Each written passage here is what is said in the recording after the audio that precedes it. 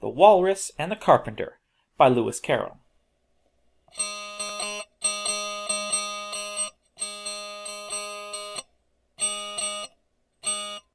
The sun was shining on the sea, shining with all his might. He did his very best to make the billows smooth and bright, and this was odd because it was the middle of the night. The moon was shining sulkily because she thought the sun had got no business to be there after the day was done. "It's very rude of him," she said, "to come and spoil the fun."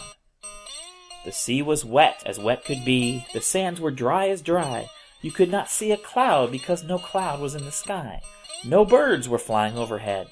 There were no birds to fly. The Walrus and the Carpenter were walking close at hand. They wept like anything to see such quantities of sand. If this were only cleared away, they said, it would be grand.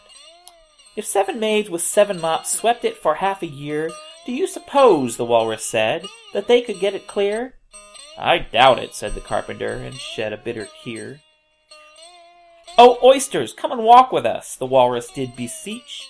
"A pleasant walk, pleasant talk, along the briny beach. We cannot do with more than 4 to give a hand to each." The eldest oyster looked at him, but never a word he said. The eldest oyster winked his eye and shook his heavy head, meaning to say he did not choose to leave the oyster bed. But 4 young oysters hurried up, all eager for the treat. Their coats were brushed, their faces washed, their shoes were clean and neat. And this is odd because, they hadn't any feet. 4 other oysters followed them, and yet another 4. And thick and fast they came at last, and more, and more, and more, all hopping through the frothy waves and scrambling to the shore. The Walrus and the Carpenter walked on a mile or so, and then they rested on a rock conveniently low, and all the little oysters stood and waited in a row. "The time has come," the Walrus said, "to talk of many things, of shoes and ships and sealing wax, of cabbages and kings, and why the sea is boiling hot, and whether pigs have wings." "But wait a bit," the oysters cried, "before we have our chat, for some of us are out of breath, and all of us are fat." "No hurry," said the Carpenter. They thanked him much for that. "A loaf of bread," the Walrus said, "is what we chiefly need.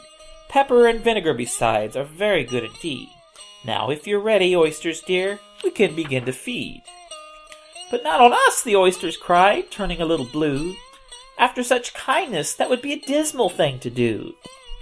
"The night is fine," the Walrus said. "Do you admire the view? It was so kind of you to come, and you are very nice." The Carpenter said nothing but, "Cut us another slice. I wish you were not quite so deaf. I've had to ask you twice."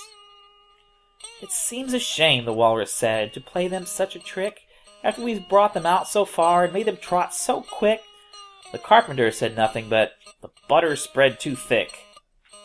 "I weep for you," the Walrus said. "I deeply sympathize." With sobs and tears he sorted out those of the largest size, holding his pocket handkerchief before his streaming eyes. "Oh, oysters," said the Carpenter, "we've had a pleasant run. Shall we be trotting home again?" But answer came there none, and this was scarcely odd because they'd eaten every one.